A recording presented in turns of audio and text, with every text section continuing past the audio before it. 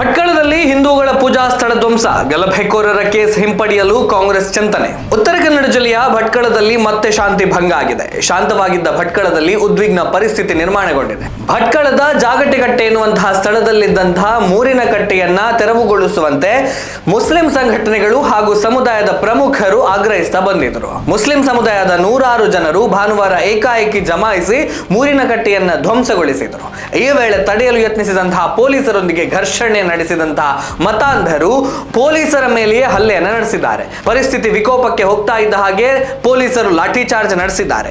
ಘಟನೆಯನ್ನ ಖಂಡಿಸಿ ಭಟ್ಕಳ ಪೊಲೀಸ್ ಠಾಣೆ ಹಾಗೂ ಪೊಲೀಸ್ ಉಪವಿಭಾಗ ಅಧಿಕಾರಿಗಳ ಕಚೇರಿಯ ಎದುರು ಹಿಂದೂ ಕಾರ್ಯಕರ್ತರು ಬೃಹತ್ ಪ್ರತಿಭಟನೆಯನ್ನು ನಡೆಸಿದರು. ಪೊಲೀಸರ ಮೇಲೆ ಹಲ್ಲೆ ನಡೆಸಿದ ಮತ್ತು ಧಾರ್ಮಿಕ ಭಾವನೆಗಳಿಗೆ ಧಕ್ಕೆ ತಂದಂತಹ ಮುಸ್ಲಿಂ ಸಂಘಟನೆಗಳ ಪ್ರಮುಖರ ವಿರುದ್ಧ ಕಠಿಣ ಕಾನೂನು ಕ್ರಮವನ್ನು ಕೈಗೊಳ್ಳಬೇಕು ಹಾಗೂ ಸೂಕ್ತ ನ್ಯಾಯವನ್ನು ಒದಗಿಸಬೇಕು ಅಂತ ಪ್ರತಿಭಟನಾಕಾರರು ಆಕ್ರೋಶವನ್ನ ವ್ಯಕ್ತಪಡಿಸಿದರು. ಮತಾಂಧರ ಈ ವರ್ತನೆಗೆ ಕಾಂಗ್ರೆಸ್ ಸರ್ಕಾರದ ತುಷ್ಟೀಕರಣದ ನೀತಿಯೇ ಕಾರಣ.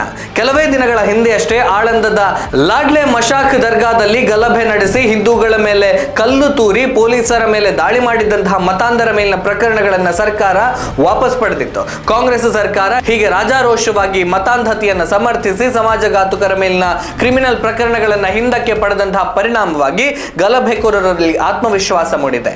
ನಾವು ಏನ್ ಮಾಡಿದ್ರು ಕಾಂಗ್ರೆಸ್ ಸರ್ಕಾರ ನಮ್ಮ ರಕ್ಷಣೆಗೆ ಬರ್ತದೆ, ನಮ್ಮ ಮೇಲಿನ ಕ್ರಿಮಿನಲ್ ಪ್ರಕರಣಗಳನ್ನ ಹಿಂದಕ್ಕೆ ಪಡೆಯುತ್ತದೆ ಅನ್ನುವಂತಹ ವಿಶ್ವಾಸ ಅವರಲ್ಲಿದೆ. ನಮ್ಮ ಮಾನ್ಯ ಸಭಾಧ್ಯಕ್ಷರಾದಂತಹ UT ಖಾದರ್ ಅವರಂತೂ ಈ ಪ್ರಕರಣವನ್ನ ಹಿಂಪಡೆಯಲು ಒತ್ತಾಯಿಸಿದರೆ ಅದರಲ್ಲಿ ಅಚ್ಚರಿ ಪಡುವಂತದ್ದು ಏನೂ ಇಲ್ಲ.